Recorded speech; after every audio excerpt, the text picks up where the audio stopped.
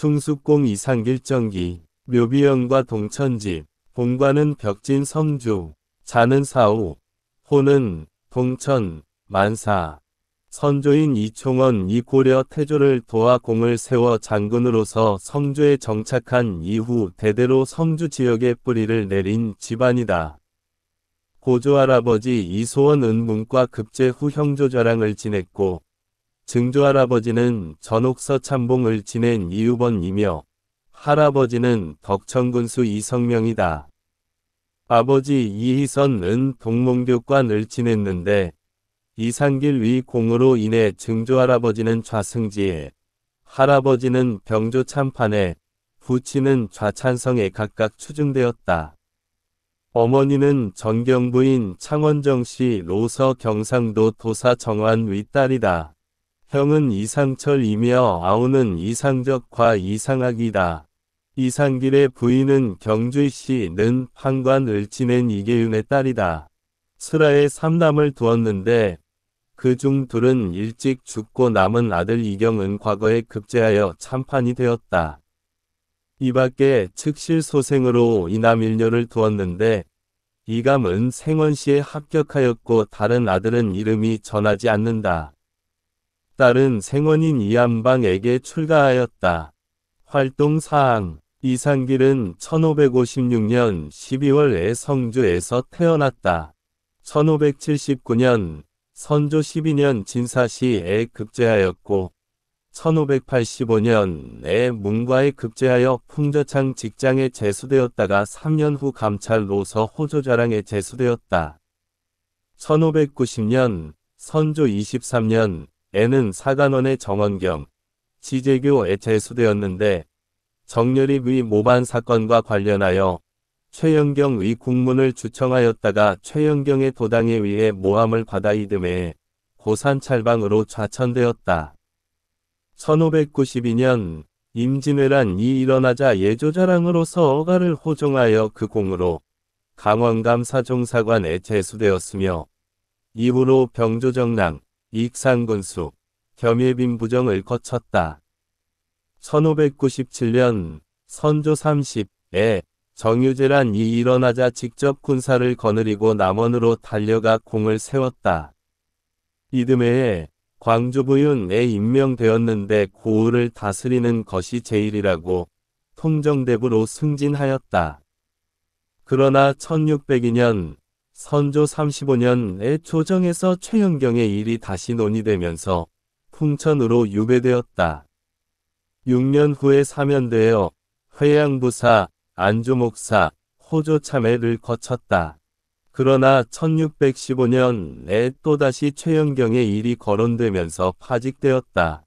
이에 이상길은 노원위, 촌사로 물러나 머물렀는데 도성 안으로는 좀처럼 들어가지 않았으며 당시의 집권 세력과는 야합하지 않고 고준 뜻을 지켰다. 1621년 광해군 13년에 룡천부사가 되자마자 청나라 군사가 대거 몰려오자 이상길은 천군에 맞서 성을 끝까지 지켰으며 이에 용천의 백성들이 그의 공을 기리기 위해 송덕비를 세웠다. 1623년 인조위 반정 후 동부승지와 병조참의에 잇따라 제수되고 청나라 사신을 막기 위해 적반사로 차임되면서 가선대부로 승진되었다. 1624년 이괄이 반란을 일으켰을 때는 역적을 토멸한 공이 있다 하여 가위대부에 봉해졌다. 이후로도 평안도 관찰사, 호조참판, 전주부윤, 병조참판, 대사관과 대사원 등 주요직을 두루 거쳤으며 나이 80세에는 특별히 자원대부가 가자되고 공조판서에 제수되었으며 기로소에 참여하였다. 1636년 인조 14년 병자호란이 일어나자 묘사를 받들고 강화도로 들어갔으나 이듬해에 정월에 요새가 함락되자 종묘사직이 망하였는데 어찌 차마 구차하게 살겠는가. 나는 성중으로 달려가서 여러 제신들과 함께 죽을 것이다. 라고 하고 빈 창고로 들어가 허리띠로 목을 메어 자결하였다. 학문과 저술, 문집인 동천집 이 서울대학교 규장각에 소장되어 있다. 이상길의 9세손, 이두화와 10세손, 이상서 등이 요고를 수집하여 1911년에 간행한 것으로 소, 론, 표 등은 탁월한 시세가 로서의 면모를 잘 보여주며 특히 권3위, 조천일기는 연행 기록으로서 좋은 자료가 된다. 묘소 기록에는 이상길이 자결하자 천군이 뒤쫓아와 활을 쏘았는데 아들 이경이 그 시신을 찾아 돌아왔으며 그해 4월에 양주, 불암산, 서쪽 기슭에 있는 선영에 장사 지냈다고 하였다. 당시의 양주는 현재의 서울특별시 도봉구 지역을 포함한 일대로서 묘소는 현재 서울특별시 노원구 하계동에 위치하고 있다. 묘소에는 묘표 혼유석, 상석, 향로석, 문인석 등을 갖추고 있다. 본래 이상길의 신도비만 문화재로 지정되어 있다가 2008년 10월 30일 충숙 20 신도비에서 충숙공 이상길 묘역으로 문화재 지정 명칭이 변경되었다.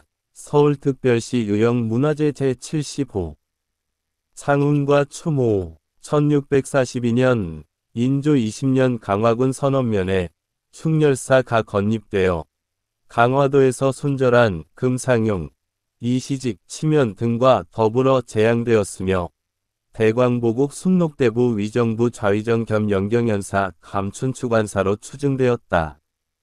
1661년 현종 2년에는 묘소 앞에 신도비가 건립되었다. 아들 이경의 부탁으로 당시 위정부 우찬성 겸 성균관 제주로 있었던 송시열 이 비명을 짓고 위정부 좌참찬 겸 성균관 제주, 송중길 있었으며 리조참판, 금수항이 전액을 썼다. 현재는 비각을 세워서 보존하고 있다.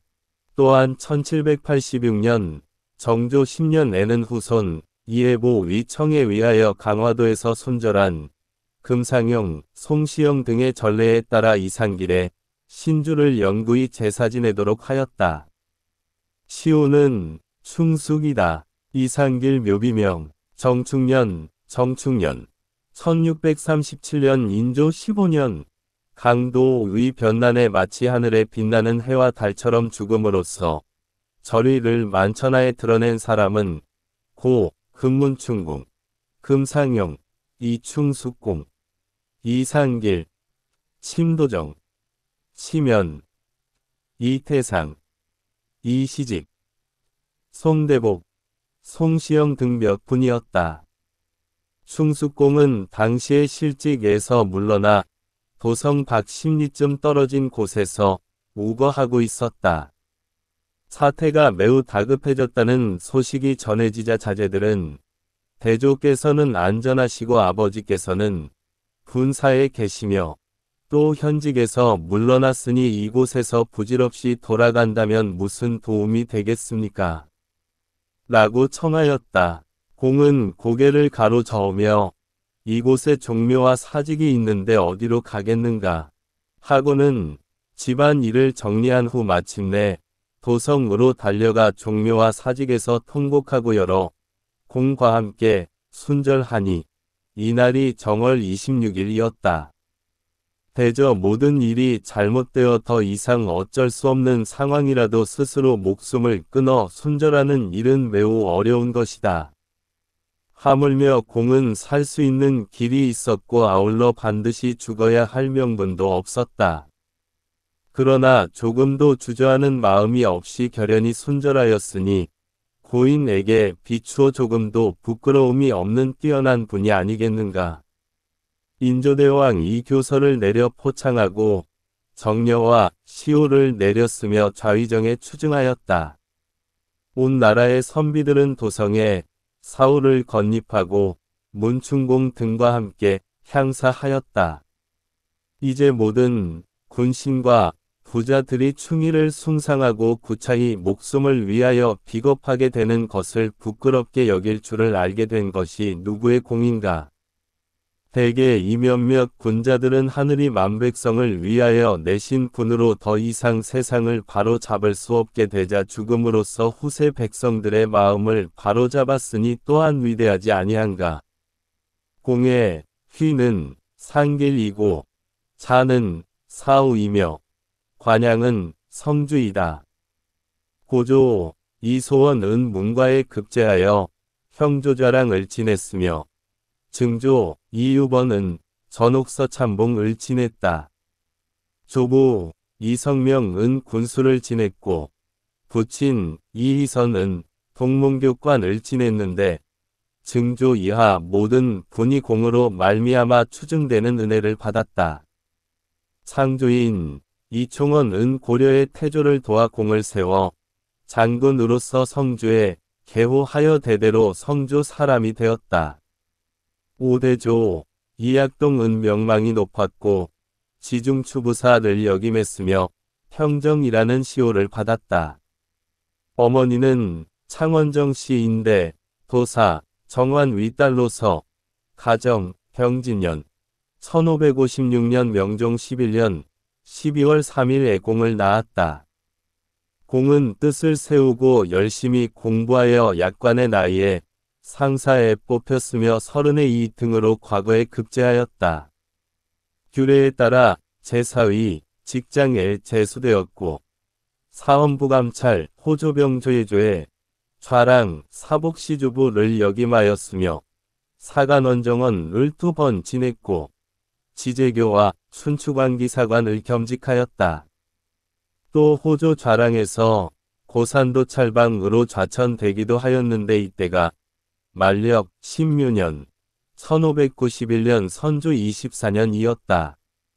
이에 앞서 정렬입이 모역하여그 족척이 주멸되었는데 이때 여러 가지 근거 없는 풍문 때문에 옥사가 최연경에게 미치게 되었다.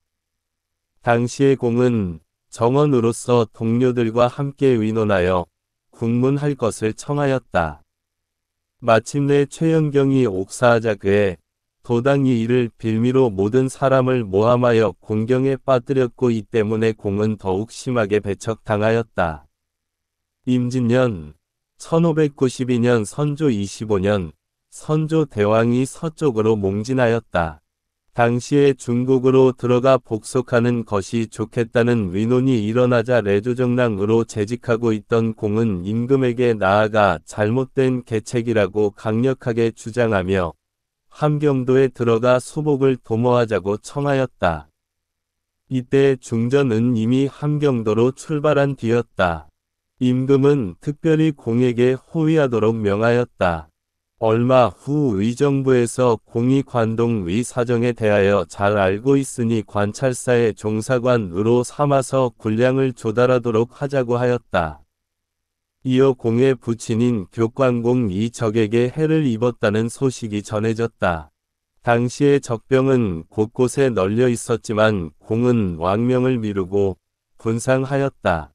교관공의 시신은 금화에 안치되어 있었고 대부인은 이미 남쪽으로 떠난 뒤였다. 공은 시신의 곁을 떠나지 않고 밤낮으로 슬피 울었다. 이듬해 돌아가 장사 지내고 전라도 남원에서 대부인을 모시고 복을 입었다.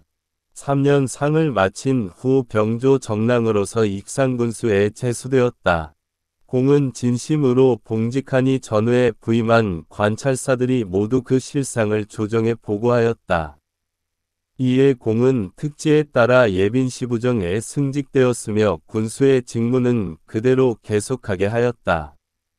정유년 1597년 선조 30년 외적이 다시 침입하자 공은 군위 병력을 이끌고 남원에서 싸웠다. 당시의 어지러운 상황 속에서 규율이 무너져 병사와 장수들 사이에 흩어지는 경우가 많았지만 공의 부대에는 한 명도 도망치는 병사가 없었다. 명나라 장수 유정은 공에게 탐복하며 자신도 미치기 어렵다고 하였다. 채찰사 이덕형 공은 공을 전주부윤으로 삼아서 남쪽 지방을 안정시키자고 청하였으나 임금의 대답을 받지 못하였다. 얼마 후 광주 목사로 옮겨가게 되었고 치적이 가장 높아 통정대부에 올랐다. 이민년 1602년 선조 35년 정인웅 이최영경의 이를 들춰내어 옥의 선생 이하 모두를 모함하니 공은 임소에서 바로 풍천으로 유배되었다. 귀양을 가 있는 6년 동안 공은 한 번도 불만을 얼굴에 드러낸 적이 없었다. 사면을 받은 후 회양부사에 기용되었지만 부임한 지 1년 만에 모친상을 당하였다. 공은 당시에 이미 50세의 나이였지만 거상에 조금도 흐트러짐이 없었다.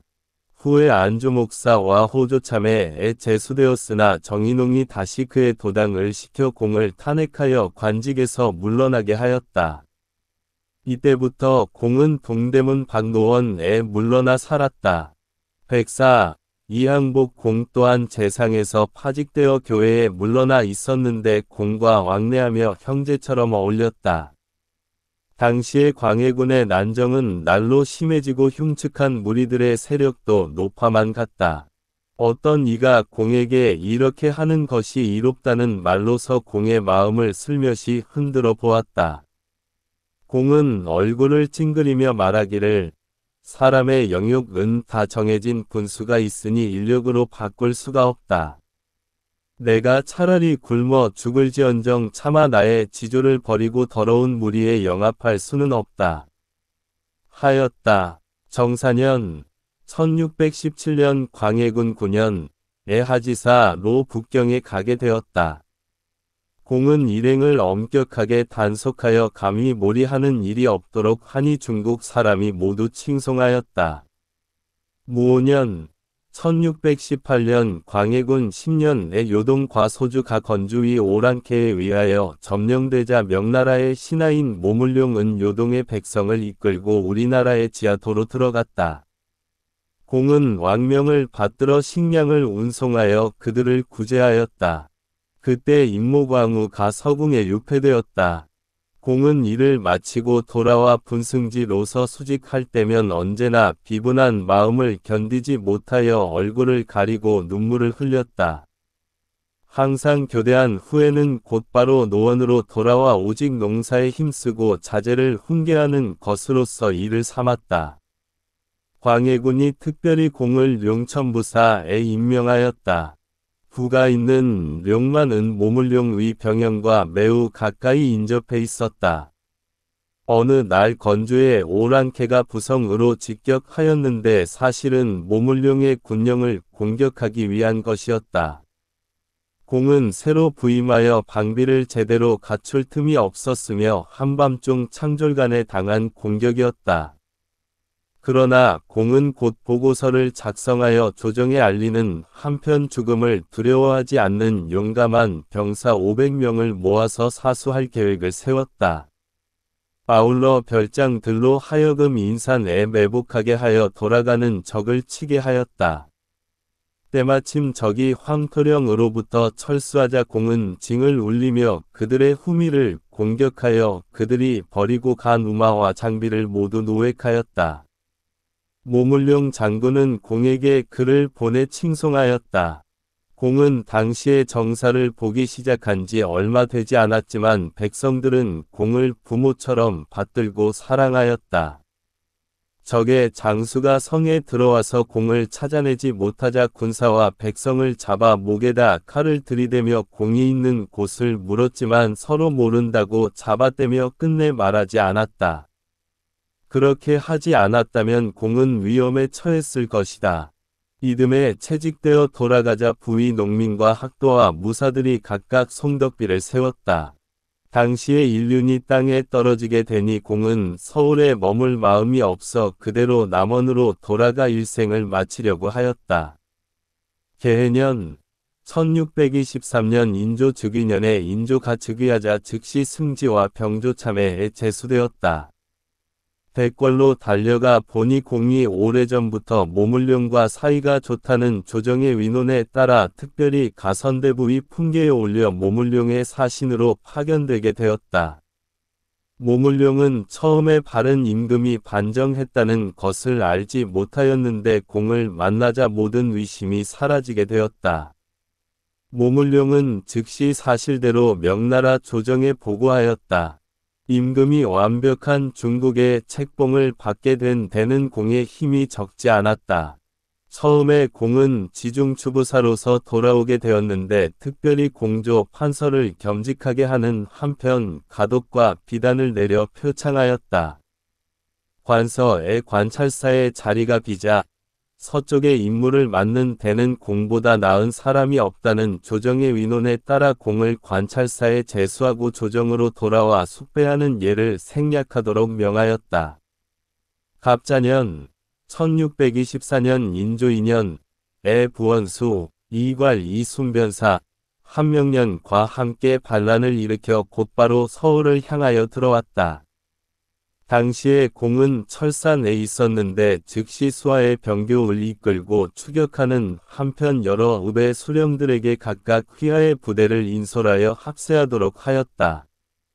아울러 경문을 지어 충순의 도리로서 적병을 효요하니 적의 사기가 저하되어 도망치는 자가 매우 많았다.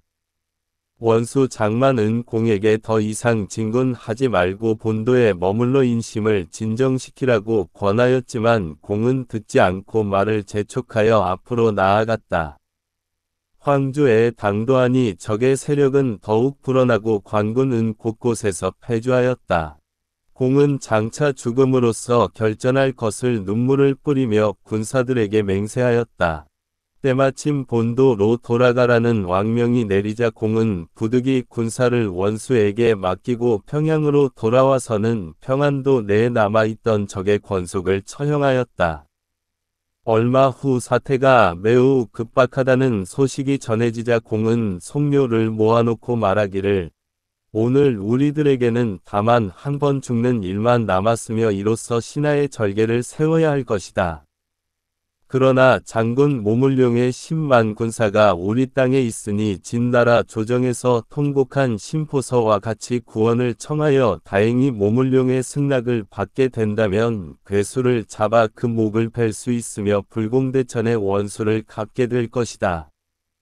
만약 이 일을 이루지 못한다면 죽어도 눈을 감지 못할 것이다. 하였다. 그러나 따르는 부하가 없자 공은 개연히 모물룡의 군령으로 달려갔다. 순안에 이르렀을 때 모든 적이 토멸되었다는 소식을 듣고는 마침내 돌아왔다.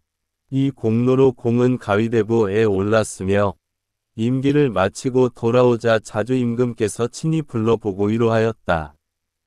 조정에서는 계속하여 공에게 관찰사의 임무를 맡기려 하였지만 공은 늙고 병든 몸이라고 사양하니 호조 참판 겸 오이도총부 부총관에 제수하였다. 그때 갑자기 모물룡의 병력이 움직이려 한다는 변방의 보고가 들어오자 임금은 공에게 그곳의 사정을 살펴보고 오라는 명을 내렸다. 공은 명을 받자 즉시 떠났는데 조금도 두려운 기색이 없었다. 공이 당도하자 모 장군은 매우 환대하며 진심으로 이야기하니 모든 의심이 마침내 풀어지게 되었다. 정묘년 1627년 인조 5년에 건주 위 오랑캐가 동쪽을 침범하자 임금이 강화도로 몽진하였다. 임금은 특별히 공을 서울에 남아있도록 하여 행제소인 강화도로 식량을 운송하도록 명하였다. 공은 급히 명을 받아 동분서주하며 온 힘을 다하였다. 당시에 적이 나타났다는 오보가 자주 있었지만 공은 위연히 배에 앉아 조금도 동요하지 않았다. 어떤 난관이 관곡으로 배를 사서 도망친 일이 있었는데 후에 매우 심하게 추궁을 당하자 그는 공이 그 일을 알린 것이라 생각하고는 깊은 앙심을 뼈에 새겼다. 그의 권세가 매우 높았기 때문에 공은 벼슬길에 여러 가지 어려움이 많았지만 한 번도 자신을 굽히고 화해하려 하지 않았다.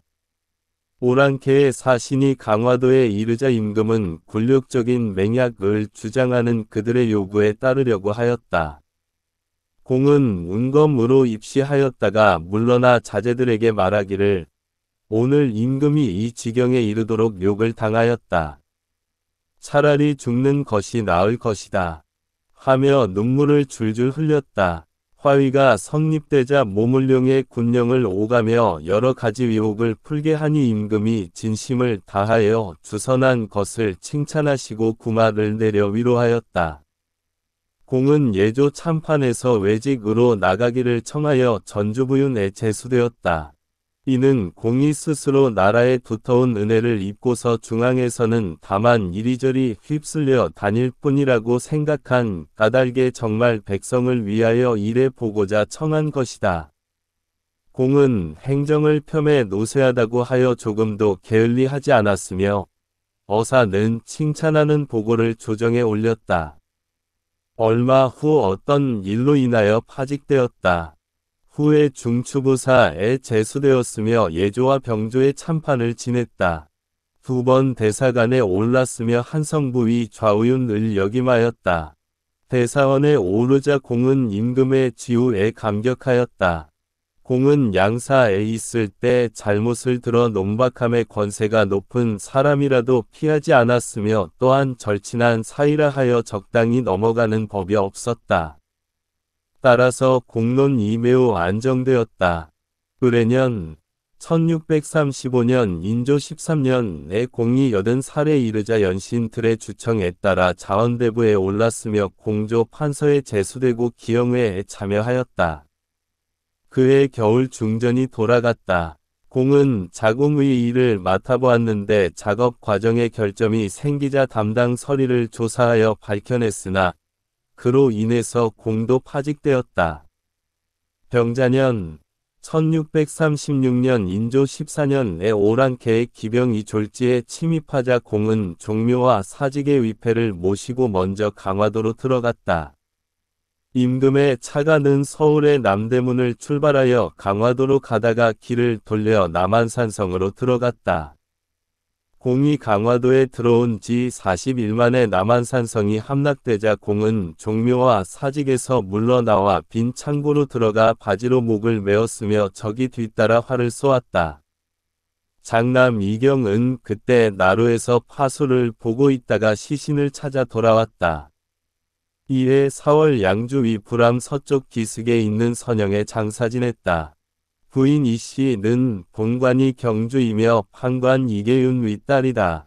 모두 3남을 두었는데 그중 2은 일찍 죽었다. 이경은 과거에 급제하였으며 참판이 되었다.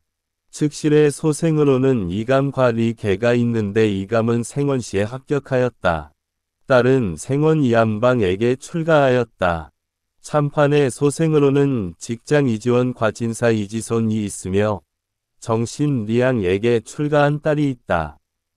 이 밖에도 내외의 증손과 현손이 약간 있다. 공은 천성이 관화하였으며 뜻은 강직하였다. 남에게는 너그러웠지만 자신에게는 매우 엄격하였다. 젊은 시절에 비난하여 마음껏 봉양하지 못하자 열심히 공부하여 립신양명하였다. 그러나 국록이 부모에게 미치지 못하였으니 공은 그것을 언제나 통한으로 여겼다. 따라서 동기간에 베풀리라 생각하고는 동생인 참지, 이상급과 함께 기거를 같이 하여 한 번도 떨어져 산 적이 없었다. 참지공 이현달하게 되자 곁에 집을 짓게 하여 아침 저녁으로 만났다. 아무리 먼 친척이라도 정말 어진 이가 있으면 청거하여 성취시켰으며 가난한 자가 있으면 무율하기를 미치지 못할 듯이 하였다. 때문에 이르는 곳마다 모든 친척들이 자기 집으로 돌아가듯 하였다. 50년을 조정에 있었지만 조그마한 흠도 없는 청백 한 절개를 끝내 지켰다. 공은 번잡하고 화려한 것을 싫어하여 매양 떠들썩하게 술자리가 벌어지면 반드시 머뭇거리며 피하곤 하였다. 그러나 일의 당에서는 이해를 따지지 않았다. 광해군 때에 사람들을 무력으로 겁박하고 복록으로 유혹하니 비록 스스로 꼿꼿하다고 하는 사람들도 모조리 무릎을 꿇었지만 공은 조금도 두려워하지 않았으며 끝까지 지조를 굽히지 않았다. 이런 분이 아니라면 어떻게 나라를 위하여 순절할 수 있었겠는가. 모물룡에게 사신으로 가서 어려운 일을 잘 처리하였다는 것으로 공을 평가한다면 공을 모르는 사람이다. 서쪽 지방의 백성들이 매우 고통을 당하자 비록 벼슬에 몸둔 선비라 하여도 미워하는 마음을 갖지 않을 수 없었다. 그러나 공은 명나라 천자의 신하라 하여 시종일관 성신으로 대하니 모물룡도 공경하고 감복하여 매번 룡천을 지날 때 공의 송덕비가 보이면 반드시 말에서 내리곤 하였다. 공이 중국을 흠모하는 마음은 이렇듯 그 바탕이 깊은 것이었다. 따라서 공이 졸지에 순절한 것은 어느 날 갑자기 간계한 마음에서 나온 것이 아니라는 것을 분명히 알 수 있다. 아직 더욱더 숭상할 만하다. 나는 일찍부터 공의 지우를 받았으며 순전한 공의 덕을 흠모한 지 오래되었다. 병자년 1636년 인조 14년 여름 오랑캐가 참남하게 스스로 천자라고 부르니 조정에서 대의를 지켜 배척하고 절교하였다. 오랑캐의 사자들은 황급히 돌아가게 되었고 그러자 국내에는 전운이 감돌아온 나라가 흉흉하였다. 그때 내가 강사에서 공을 만났는데 공이 탄식하며 말하기를 내가 늙고 또 관직이 없으니 멀리 떠날 수 있다는 것을 모르지 않는다. 그러나 이처럼 나라가 위급하게 되면 신하로서 마땅히 목숨을 바쳐야 하는 것이다. 이 때문에 내가 성 밖에서 머뭇거리며 차마 떠나지 못하는 것이다. 하였다. 나는 마음속으로 공의 왕실을 생각하는 간절한 충정에 탐복하지 않을 수 없었다. 이번에 공의 비문을 지어 달라는 분수에 넘치는 부탁을 참판공에게 받았다. 도리로 보아 감히 사양할 수 없었다. 이제 대략 그 전말을 서술할 뿐 감히 한마디도 덧붙이지 못한 것은 공의 정신은 영원히 살아있기 때문이다. 다음과 같이 명을 쓴다. 위대하다 충숙공이여. 순화한 성품 호방한 기품의 그 소신 꿋꿋하였네. 옛사람이 이르기를 솜으로 강철을 산다더니 공을 두고 한 말일세. 선조 대왕 몽진할 때 미관말직에 있던 공은 비분하고 간계하여 임금을 뵙고 간한 말씀 나라 두고 복속함이 장구지책 아니면 이 백성 이 군사를 돌보고 키워서 우리 강토 찾으소서. 광해군이 모우를 유폐하자 공은 서궁에 수직하며 여러 번 눈물을 뿌렸네. 서쪽 변방 일생기어 위주가 다급해지니 공이 맡아 지켰네. 모물룡이 위탁하니 진치 같은 형세되고 적 등에 창을 겨눈 듯 적군이 습격하여 방비 못한 우릴 치니 황망한 저 군사들 백성은 공을 위해 죽고 공은 계략을 내어 도망하는 적을 추격했네. 성주가 반정하여 평안도 관찰사를 맡기니 어진 정사 널리 퍼졌네. 역적이 일어남에 충성을 다하였지만 패하기도 하였네. 임금께서 위로하여 악영을 삼으니 총애가 남달랐네. 정묘년 1627년 인조 5년 봄에는 심한 국치 당하자 피눈물을 쏟았으며 모물룡이 위심하자 공이 가서 정성으로 눈 녹이듯 풀어냈네. 크나큰 임금 은혜에 갚고자 애쓰시니 나라는 안정되었네. 양사에 수장되어 권귀를 꺼리지 않고 기강을 세웠으며 드디어 높이 올라 공조 판서 되었지만 많은 노고에도 대가가 없었네. 병자년 1636년 인조 14년에 큰 난리가 나자 종묘와 사직은 서쪽으로 옮겼네. 사람들 철옹성이라 하였지만 잘못된 계책의 일조에 무너지니 양처럼 내몰렸네. 공은 도성으로 돌아와 종묘와 사직에 통곡하니 그 소리 하늘에 사무쳤네. 드디어 몸을 버려 살신성인 이루었고 천성을 지키셨네. 해와 별같이 빛나고 눈처럼 맑은 니 고금에 다시 없네. 나라에선 정려 내리고 백성들은 사당 세우니 그 편에 크기도 하여라. 세상의 교화 밝게 되고 나라가 서게 되니 그 이름 어찌 빛나지 않으리요. 후손은 빚도를 마련하고 나는 그를 진난히 공의 행적길이 전하노라. 동천집 조선 중기의 문신 이상길 1556년에서 1637년 의문집 점 4권 2책 규장각도서 권 1에 시 120여 수가 있고 권 2에는 상소문 등 공적인 글과 주위 인물에 대한 행상 등 사적인 글들이 있다. 권 3에는 1617에서 1618년 명나라의 사신으로 갔었던 내용을 기록한 조천일기가 권 4에는 저자를 기리는 각종의 글이 실려 있다.